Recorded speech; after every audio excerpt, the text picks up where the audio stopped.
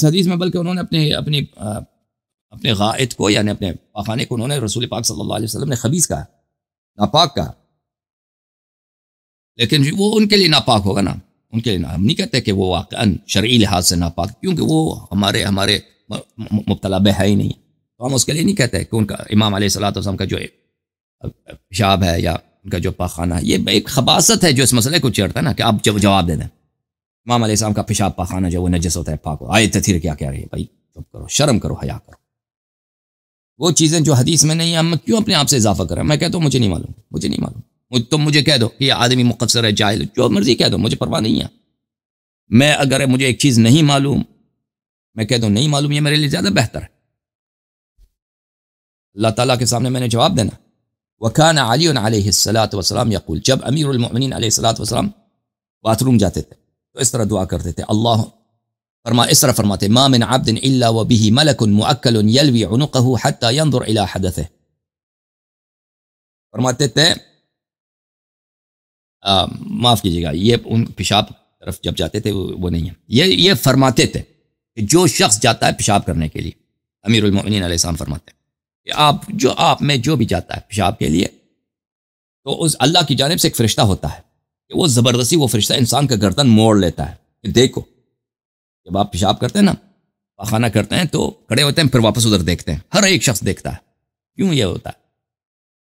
کیونکہ ایک فرشتہ ہے اللہ کی جانب سے، فرشتے کا کام ہی یہی ہے، اس شخص جب پیشاب کرتا ہے، پاخانہ کرتا ہے، تو اس کی گردن کو موڑ لیتا ہے کہ دیکھو کہ تجھ سے کیا نکل گیا ہے۔ فرشتہ یہ کہتا ہے، یقول له الملک، وہ فرشتہ یہ کہتا ہے، یا ابن آدم هذا رزقك فانظر من اين اخذته والى ما صار، کہتا ہے کہ اے بنی آدم دیکھو یہ تیرا رزق ہے، اب سوچ لو کہ تو نے کہاں سے اس کو حاصل کیا تھا اور اب یہ کیا بنا ہے، ٹھیک ہے نا؟ اب میں اور آپ جو ہے نا، ہم رزق حاصل کرنے کے لیے محنت کرتے ہیں، کبھی حلال سے کبھی حرام سے، تو وہ فرشتہ یہ کرتا ہے کہ دیکھ لو ادھر عبرت کا مقام ہے،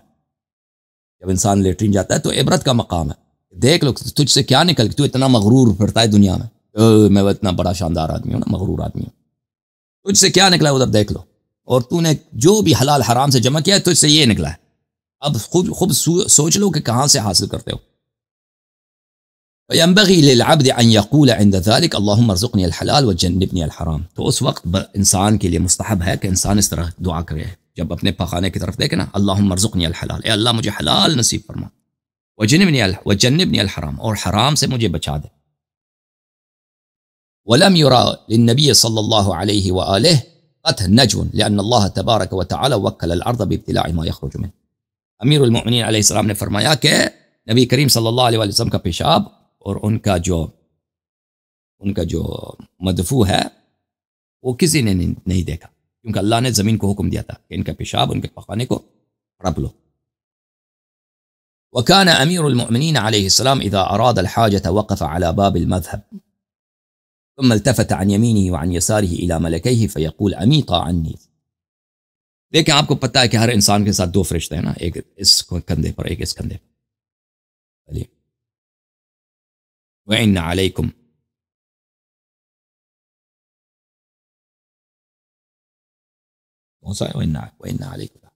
وَإِنَّ عَلَيْكُمْ لَحَافِظِينَ كِرَامَ الْكَاتِبِينَ يَعْلَمُونَ مَا تَفْعَلُونَ، کرام الکاتبین آپ کے ساتھ ہے۔ یہ کون ہے؟ بس لکھا ہے کہ یہ اہل بیت علیہ السلام کے احادیث نورانیہ کو کہہ رہا ہے کہ بکواس ہے، اس کو بیان کر دیں بھائی۔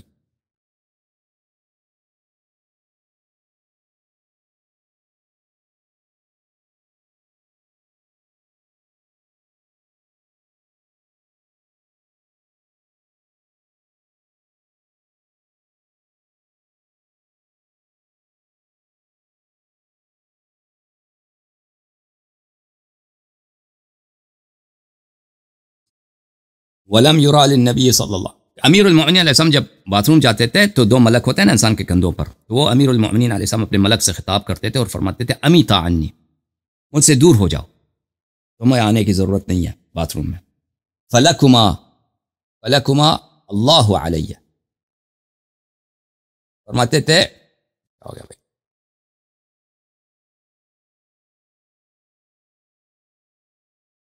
لا احدث بلسانی شیئا حتى اخرج الیکما، کہ میں کچھ وہاں پہ کوئی حرام انجام نہیں دوں گا جب تک میں واپس آتا ہوں،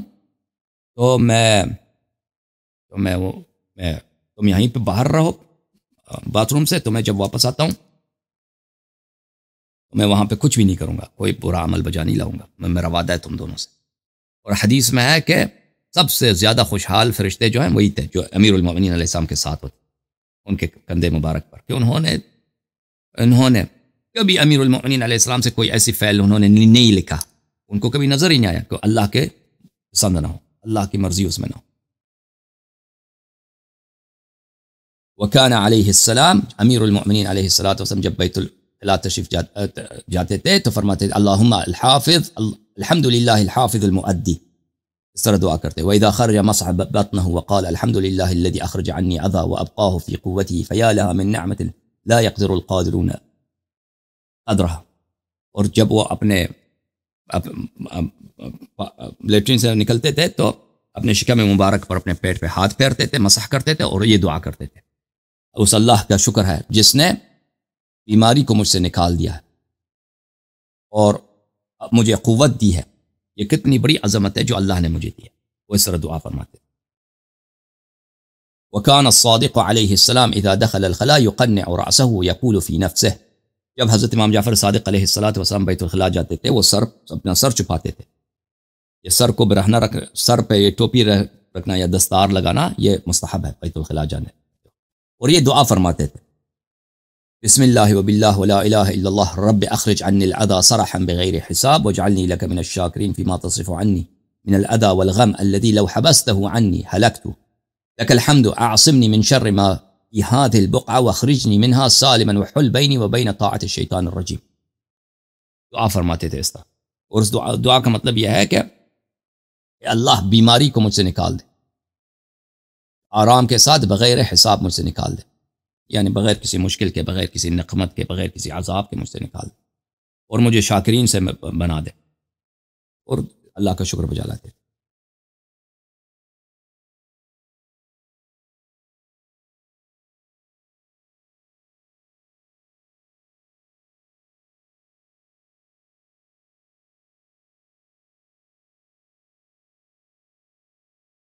نبی کریم صلی اللہ علیہ وسلم نے کتنے حج کیے ہیں؟ ایک حدیث میں کہ انہوں نے 20 حج کیے ہیں، ایک حدیث میں انہوں نے 10 حج کیے ہیں۔ یہ بعثت، یہ معاف کیجیے، یہ ہجرت سے پہلے کی بات ہے۔ یہ کتاب الکافی، الفروع من الکافی ہے، جلد نمبر کون سا 4 ہے، یہاں پہ ملاحظہ فرمائیے صفحہ نمبر 244 میں یہ روایت ہے حضرت امام جعفر صادق علیہ السلام سے کہ حج رسول اللہ صلی اللہ علیہ وآلہ 10 حجات، رسول پاک صلی اللہ علیہ وآلہ وسلم نے 10 حج کیے ہیں، مستسرن، یہ انہوں نے چپکے سے مخفیانہ طور پر، کسی کو پتہ نہیں تھا، حج پہ گئے 10 دفعہ۔ فی کلھا یمر بالمعزمین فینزل ویبول، ہر سفر میں وہ حج پہ جاتے تھے، عرفات کے نزدیک 2 پہاڑیاں، راستہ ان کے درمیان سے گزرتا ہے، مشعر اور عرفات کے درمیان وہ 2 پہاڑیاں ہیں، راستہ شاہراہ جو ہے ان کے درمیان سے گزرتا ہے، ان کو معزمین بولتے ہیں، ان 2 پہاڑیوں کو۔ پرانے زمانے میں مکہ کے جو بت پرست تھے وہیں سے پتھر اٹھاتے تھے بت بنانے کے لیے، تو امام جعفر صادق علیہ السلام فرماتے تھے جب بھی رسول اللہ صلی اللہ علیہ وآلہ وسلم حج پہ جاتے تھے تو ان 2 پہاڑیوں کے درمیان یہاں پہ معزمین کے مقام پر یہاں پہ رکتے تھے اور یہاں پہ پیشاب کرتے تھے۔ پھر صفحہ نمبر 251 میں یہی حدیث ہے، ایک اور صحابی سے عمر بن یزید سے میں نے پوچھا کہ امام جعفر صادق علیہ السلام سے حج رسول اللہ صلی اللہ علیہ وآلہ غیر حجۃ الوداع قال نعم 20 حجہ، اس حدیث میں ہے کہ میں نے پوچھا کہ حجۃ الوداع کے علاوہ پیغمبر صلی اللہ علیہ وآلہ وسلم نے کتنے حج کیے ہیں، تو انہوں نے فرمایا کہ 20 حج کیے ہیں، تو ان میں سے بعض حج جو ہیں بعثت سے پہلے ہوئے ہوں گے، اللہ جانتا ہے۔ امام جعفر صادق علیہ السلام نے فرمایا حج رسول اللہ صلی اللہ علیہ وآلہ 20 حجۃ مستسرۃ کلھا یمر بالمعزمین فینزل فیبول، 20 دفعہ انہوں نے حج کیے ہیں مخفیانہ طور پر، اور ہر دفعہ وہ 2 پہاڑی جو معزمین ہیں وہاں پہ رکتے تھے، وہ پہاڑی میں پیشاب کرتے تھے صلی اللہ علیہ وآلہ وسلم۔ اب تم کہہ دو کہ وہ پیشاب نہیں کرتے تھے، یہ کوئی بکواس ہے تم لوگ، اللہ جانتا ہے کتنا ظلم ہے مجھ پر ذاکرین ملاعین کا، ہم ان کے لیے ثابت کریں کہ پیغمبر صلی اللہ علیہ وسلم کھانا کھاتے تھے یا وہ مثلا وہ پیشاب کرتے تھے، استنجا کرتے تھے، یہ ظلم ہے کہ نہیں بھائی؟ اور یہ ظلم ہے یا نہیں ہے؟ یہ بھائی دین سے کتنے گزر گئے ہیں، نکل گئے، اس بات کا مذاق اڑاتے ہیں کہ پیغمبر صلی اللہ علیہ وسلم مثلا وضو کرتے تھے یا غسل کرتے تھے، اس کا مذاق اڑاتے ہیں کہ یہ کیسے ہو سکتا ہے۔ آیہ تطہیر نازل ہوئی، آیہ تطہیر آپ دیکھیں کتاب سلیم ابن قیس ہلالی میں ہے کہ ان اللہ طہرنا من کل سوء ومن کل فاحشہ، اللہ تعالیٰ نے ہمیں ہر برائی سے اور ہر فاحشہ سے، جو قبیح باتیں ہوتی ہیں ان سے اللہ تعالیٰ نے ہمیں پاک کیا۔ تو اس کا ظاہر یہ نہیں ہے کہ بھئی اگر امام علیہ الصلوۃ والسلام آیہ تطہیر نازل ہوئی ہے، اب وہ سفر پہ جا رہے ہیں، ان پہ گرد نہیں بیٹھتا۔ میں سفر پہ جاتا ہوں نا، بالکل اب بالخصوص آپ پیدل جاتے ہیں، سفر پہ جاتے ہیں، تو آپ کے کپڑے میلے ہو جاتے ہیں، ہے کہ نہیں؟ گرد انسان پہ بیٹھتا ہے۔ اب آیہ تطہیر کا کیا یہ مطلب ہے کہ پیغمبر صلی اللہ علیہ وسلم اگر سفر پہ جا رہے ہیں، ان پہ گرد نہیں بیٹھتا، یا ان کے بدن مبارک ان خاک نہیں بیٹھتا، ان کے بدن خاکی نہیں ہوتی، ان کے کپڑے جو ہے اس میں گرد نہیں بیٹھتا۔ آیہ تطہیر کا یہ مطلب بعید ہے، بہت بعید ہے کہ مطلب یہ ہو۔ آیہ تطہیر کا جو واضح اہل بیت علیہ السلام نے پر برائیاں جو ہے اللہ تعالیٰ نے ان کو پاک فرمایا۔ اب اس کا مطلب نہیں ہے کہ وہ پیشاب نہیں کرتے یا مثلا وہ لیٹرین نہیں جاتے۔ آیہ تطہیر کا یہ مطلب نہیں ہے۔ اب ذاکر جو ہے نا وہ بناتے جائیں، آپ بیٹھ جائیں نا گھر میں، وہ بہت ساری باتیں آپ اجتہاد سے بنا سکتے ہیں، یہ اس طرح ہوگا، یہ اس طرح ہوگا، اس طرح ہوگا، لیکن وہ بنانا، وہ چیزیں، وہ کوئی بھی شخص کوئی کچھ بھی بنا سکتا ہے، کوئی بھی شخص بنانا مشکل نہیں ہے، آپ بیٹھ کے بناتے جائیں۔